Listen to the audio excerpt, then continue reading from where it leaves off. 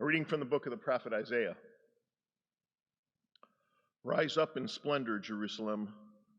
Your light has come. The glory of the Lord shines upon you. See, darkness covers the earth, and thick clouds cover the people. But upon you the Lord shines, and over you appears God's glory. Nations shall walk by your light, and rulers by your shining radiance.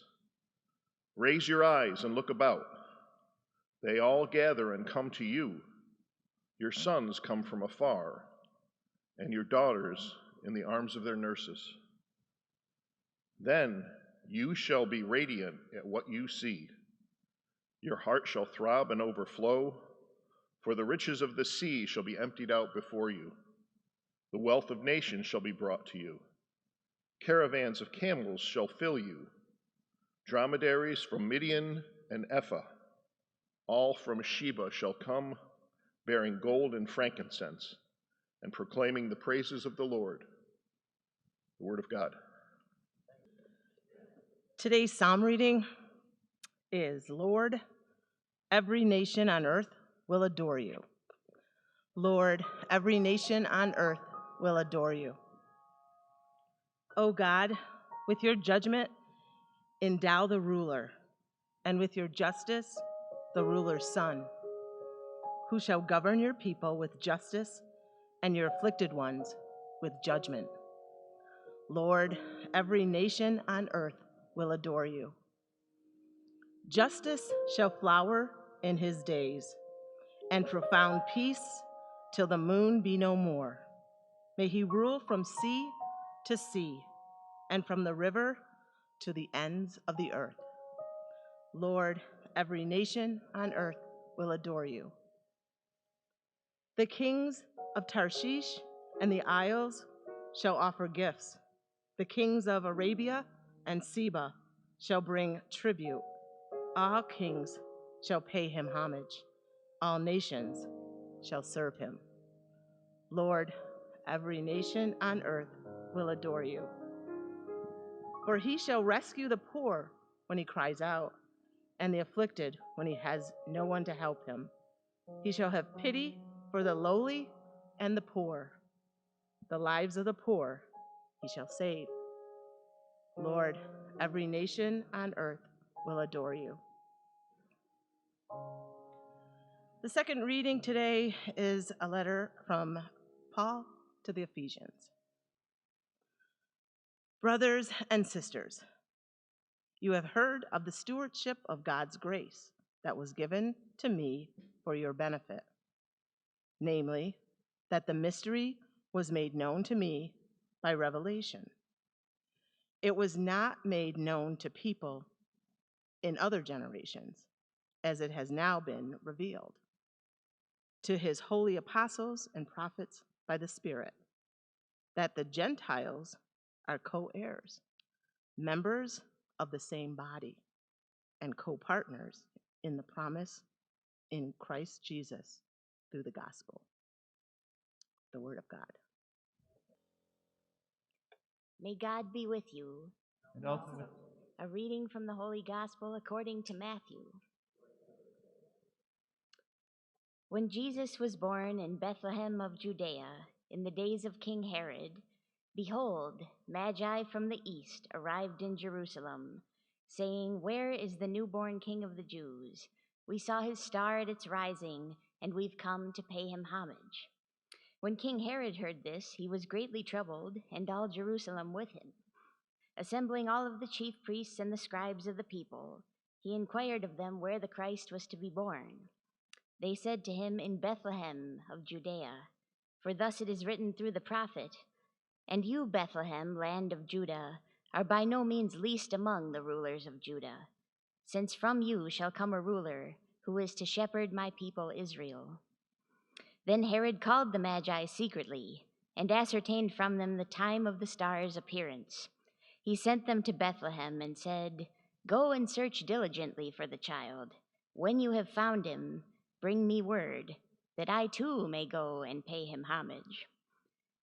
After their audience with the king, they set out, and behold, The star that they had seen at its rising preceded them until it came and stopped over the place where the child was.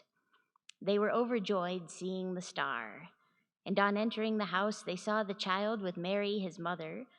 They prostrated themselves and did him homage. Then they opened their treasures and offered him gifts of gold, frankincense, and myrrh. And having been warned in a dream not to go back to Herod, they departed for their country by another way. The Gospel of the Lord. Last week, we launched the James Webb Space Telescope. And by we, I mean humankind. Altogether, 29 states were a part of building it. Multiple nations supplied materials for it. Some of the parts were built in a red state and then tested in a blue state.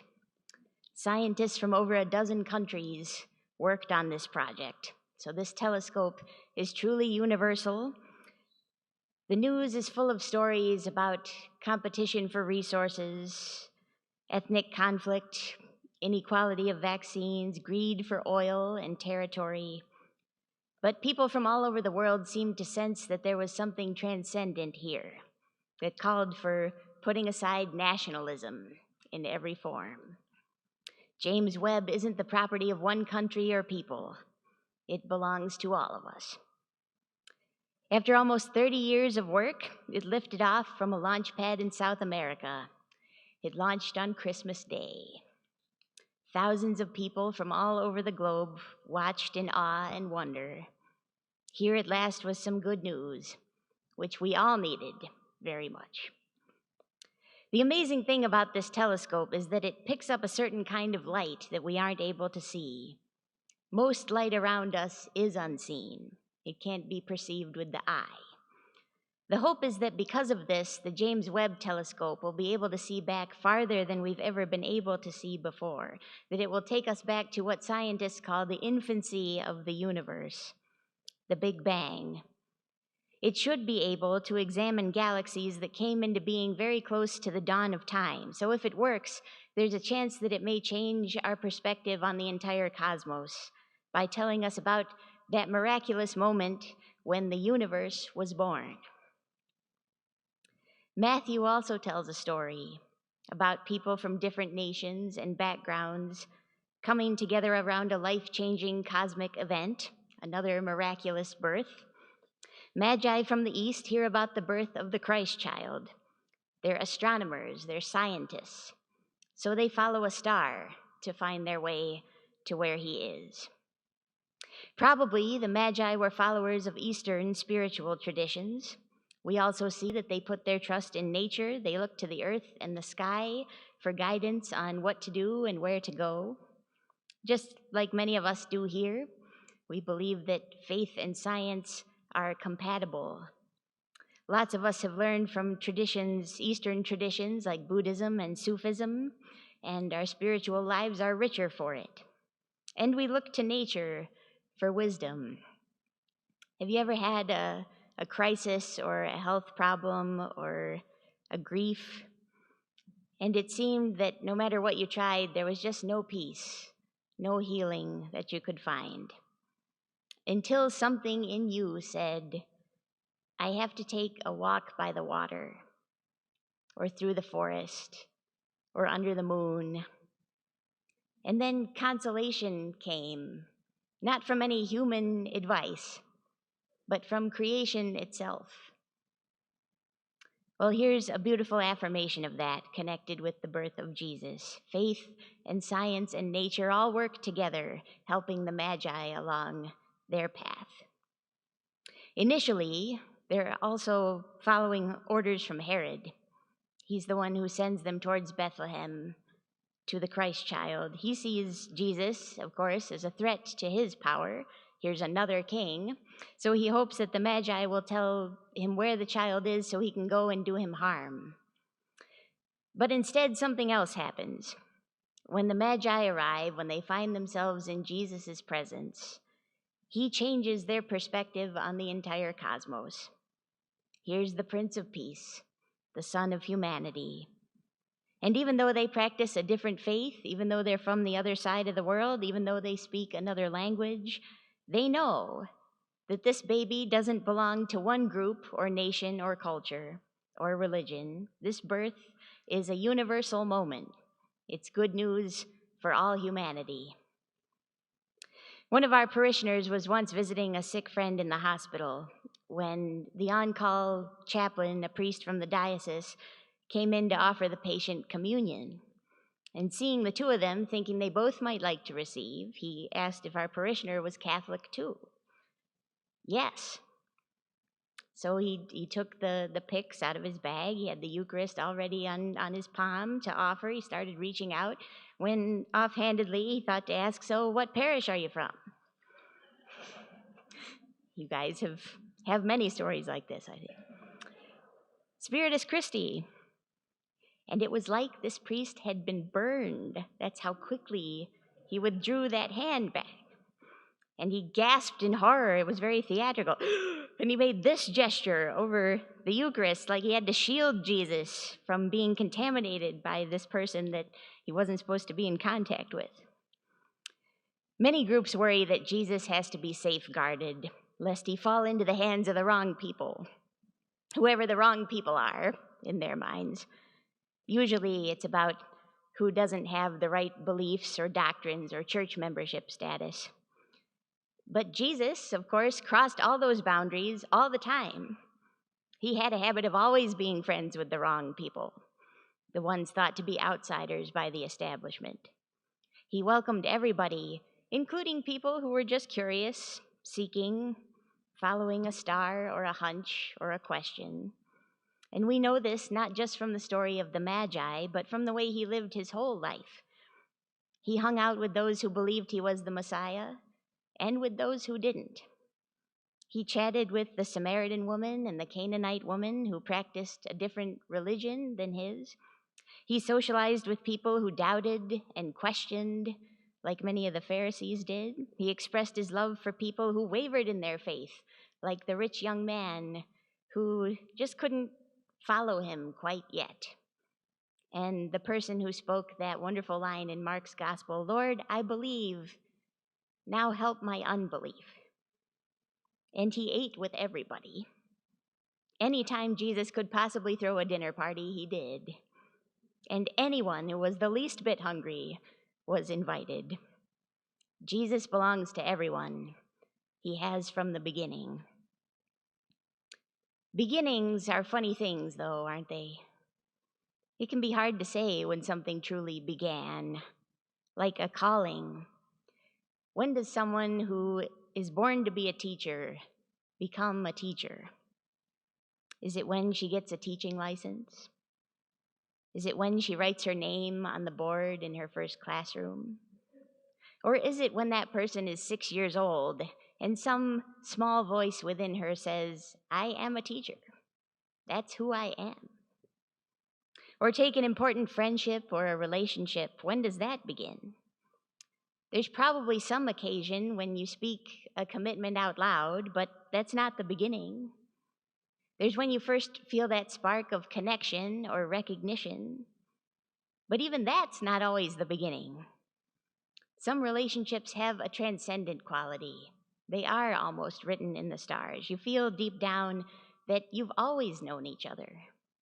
You've always been connected. Maybe some of you who have been married a long time feel this. I hope so. The poet Lee Young Lee begins a love poem for his wife of many years with these words: "I loved you before I was born. It doesn't make sense, I know. I saw your eyes before I had eyes to see, and I've lived longing for your look ever since." John's gospel speaks this way about Jesus. Matthew and Luke start with infancy narratives. Mark starts with an older Jesus being baptized in the Jordan, but John has Christ present from the birth of the universe itself. In the beginning are the first words in John's gospel. In the beginning, and the beginning of everything is what we're talking about here. In the beginning was the Word.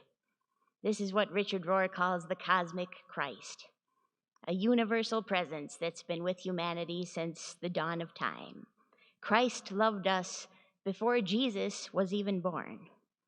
Since before the Big Bang, Christ has been with us and within us, shining through nature and science and human beings, through everything that is. Clearly, it's hard to speak about this mystical presence using anything except poetry, and we heard some of that in the first reading from Isaiah. Poets and mystics often talk about the cosmic Christ using the metaphor of light. Upon you the Lord shines, Isaiah says. Arise, your light has come, you shall be radiant. Thomas Merton had a vision once. You've probably heard the story.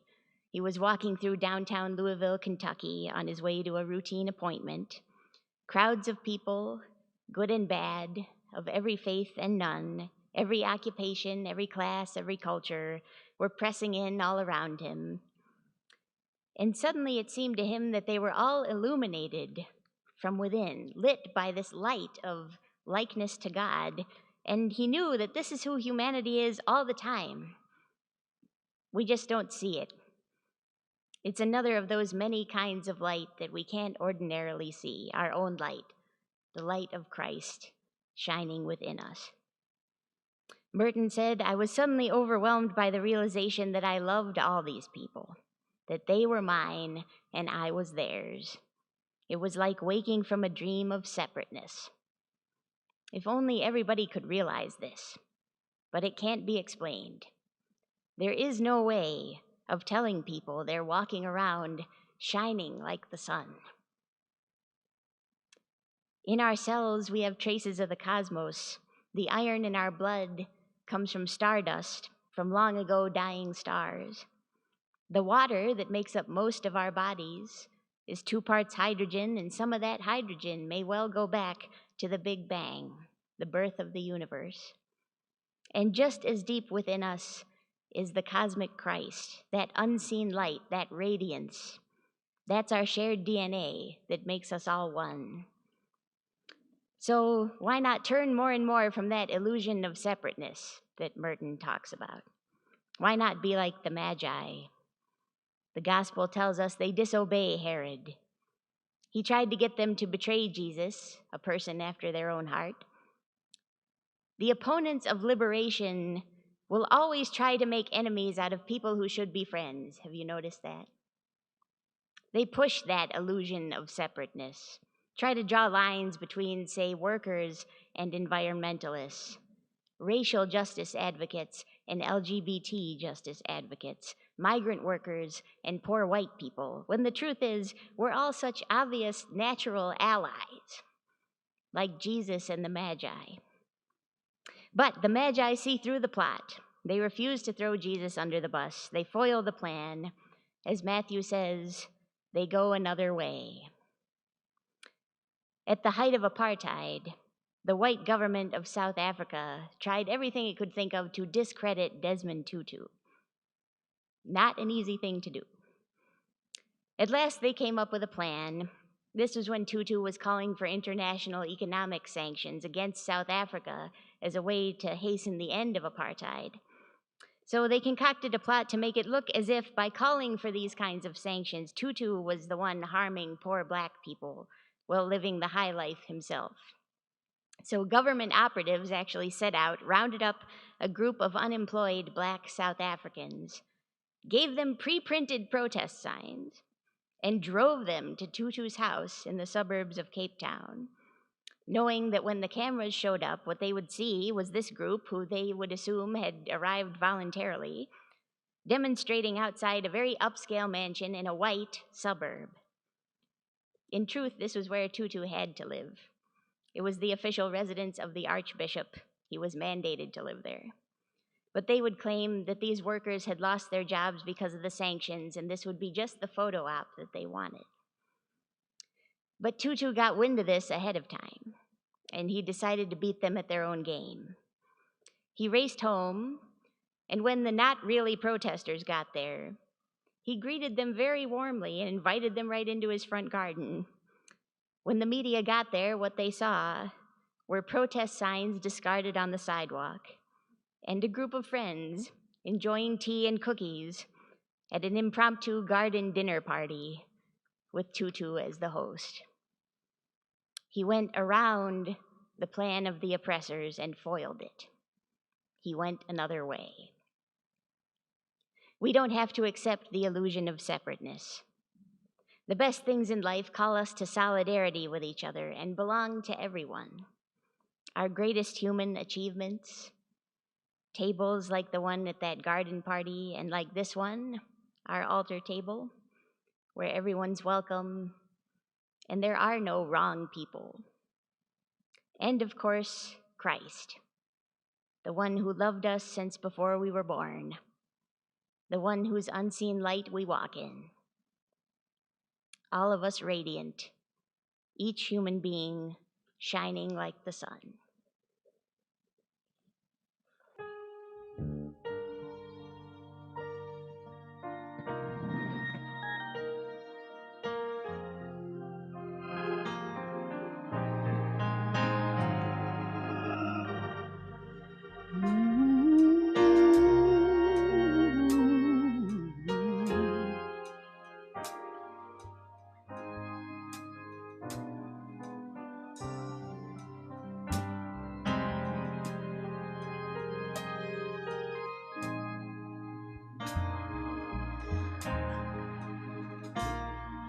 I know that there are times in your life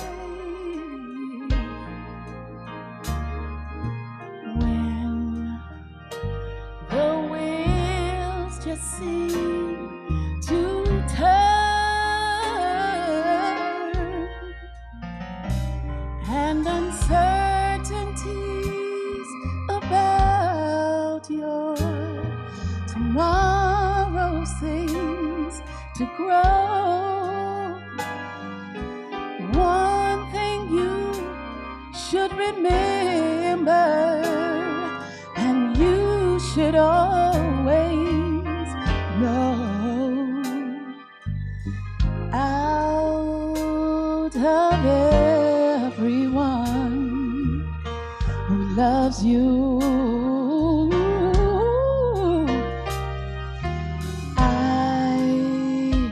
the Father loves you the most.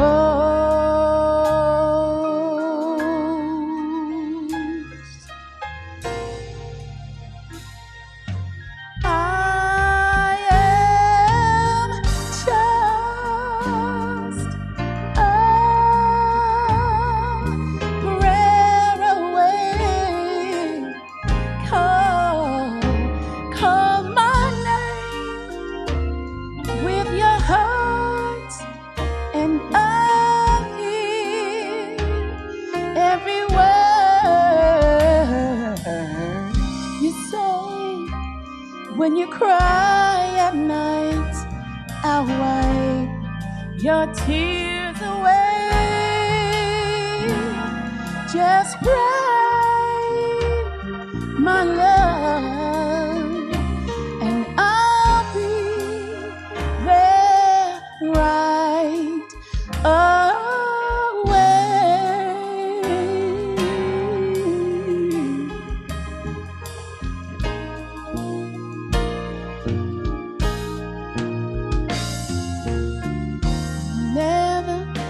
Never have to wonder about my love for you, no. Just put your faith and your trust in my care.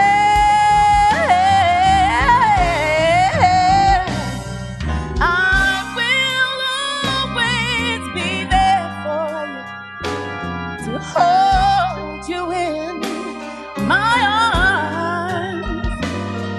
When you're afraid, don't worry, I'll protect you from the storm.